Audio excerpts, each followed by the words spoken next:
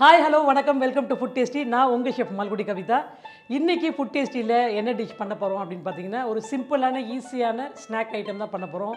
என்ன அப்படின்னு பார்த்தீங்கன்னா, மசாலா குழி பணியாரம்.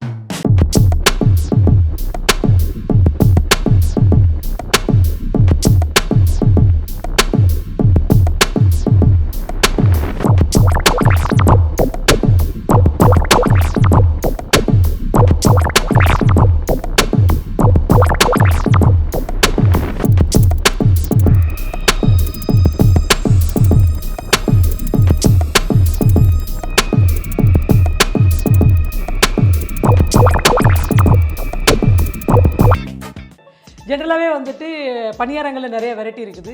மசாலா பணியாரம் வந்து எல்லாருக்குமே வந்துட்டு ஃபேவரட்டான ஒரு டிஷ்ஷு. ஈஸியாக இட்லி பேட்டர்லேயே நம்ம அதை பண்ணிடலாம். தனியாக அதுக்குன்னு ப்ரிப்பேர் பண்ணணுன்றது கிடையாது. இன்ஸ்டண்ட்டாக பண்ணணுன்னா நம்ம இருக்கிற இட்லி மாவு வச்சே பண்ண போகிறோம். நான் இட்லி மாவு வச்சு தான் இப்போ உங்களுக்கு பண்ண போகிறேன். இப்போ நம்ம வந்துட்டு மசாலா குழி பணியாரத்துக்கு மசாலாலாம் வதக்கிக்கலாம். இப்போ அடுப்பை பற்ற வச்சு பேன் வச்சுட்டோம்.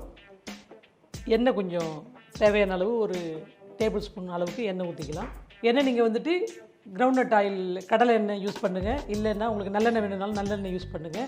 கோகோனட் ஆயில் வேணும்னாலும் கோகோனட் ஆயில் யூஸ் பண்ணலாம். நான் வந்து கிரவுண்ட்நட் ஆயில் தான் யூஸ் பண்ணுறேன், கடலை எண்ணெய் யூஸ் பண்ணுறேன். எண்ணெய் நல்லா காஞ்ச பிறகு கடுகு போட்டு கடுகு நல்லா பொரிஞ்சதுக்கப்புறம் உளுத்தம்பருப்பு, ஒரு ஸ்பூன் கடலைப்பருப்பு, ஒரு ஸ்பூன் உளுந்து, அதே மாதிரி ஒரு ஸ்பூன் முந்திரி பருப்பு, பிஞ்ச் ஆஃப் பெருங்காயம். இந்த பருப்பு வந்து பொன்னிறமாக வர வரைக்கும் ரோஸ்ட் பண்ணிக்கலாம்.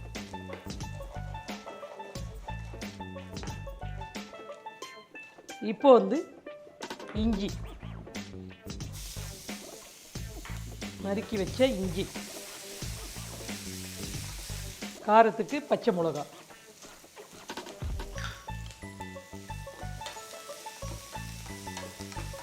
கருவேப்பிலை கொஞ்சம் கிள்ளி போட்டுக்கோங்க.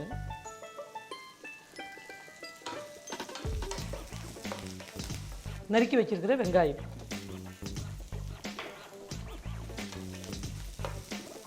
இது வந்து ரொம்ப ரோஸ்ட் பண்ணணும்னு அவசியம் கிடையாது. ஏன்னா நம்ம திருப்பி பேனில் மாவு போட்டு ஃபுல்லாக டீப்பாக அதை ரோஸ்ட் பண்ண போகிறோம். சும்மா ஷாலோ ஃப்ரை பண்ணிக்கிட்டால் போதும். நறுக்குன்னு கேரட், கொத்தமல்லி,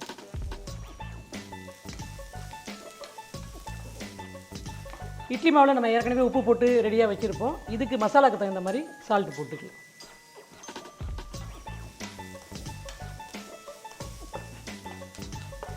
மசாலா ரெடி ஆகிடுச்சு.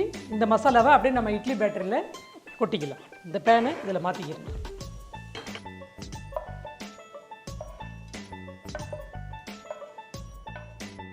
இதை வந்து நல்லா மிக்ஸ் பண்ணிக்கலாம்.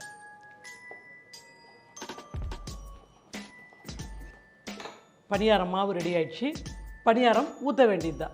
நம்ம வந்து மசாலா வதக்கி பேட்டரியில் கொட்டிட்டோம், நல்லா மிக்ஸ் பண்ணிட்டோம். இந்த கன்சிஸ்டன்சி தூக்கி ஊற்றுற அளவுக்கு கொஞ்சம் திக்காக இருந்துச்சுன்னா உங்களுக்கு எடுக்கிறதுக்கு நல்லாயிருக்கும். இந்த கன்சிஸ்டன்சிக்கு தகுந்த மாதிரி போட்டுக்கோங்க. சின்னதாக இந்த மாதிரி கரண்டி இருந்துச்சுனாலும் ஓகே, இல்லை உங்களுக்கு ஸ்பூன் இருந்தால் கூட அதில் கூட நீங்கள் பயன்படுத்தலாம். இப்போ நான் வந்துட்டு இதில் எண்ணெய் ஊற்றிக்க போகிறேன்.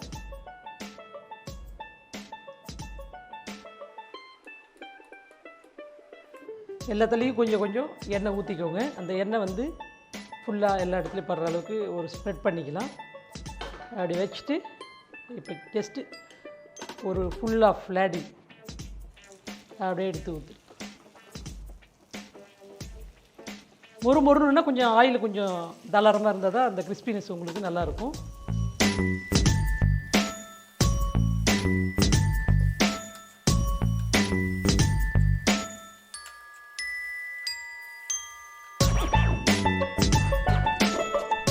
ஒரு லிட்டு போட்டாச்சு. ஜஸ்ட் ஒரு 30 செகண்ட்ஸ் அப்படியே கொஞ்சம் இருந்துச்சுன்னா அந்த ஸ்டீமில் கொஞ்சம் சீக்கிரமாக குக் ஆகும். அதுக்கப்புறம் நம்ம வந்துட்டு டர்ன் பண்ணி போட்டு போத் சைடு வந்து கிறிஸ்பி ஆகி எடுத்துக்கலாம். டர்ன் பண்ணிக்கலாம்.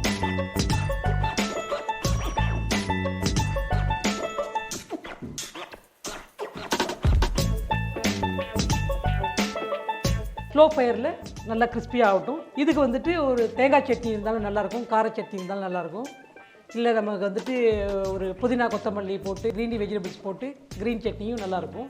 இப்போ வந்துட்டு ரெண்டு பக்கமும் உங்களுக்கு பொன்னிறமாக மொறுன்னு வந்துருச்சு. இப்போ நம்ம எடுத்துக்கலாம் அது.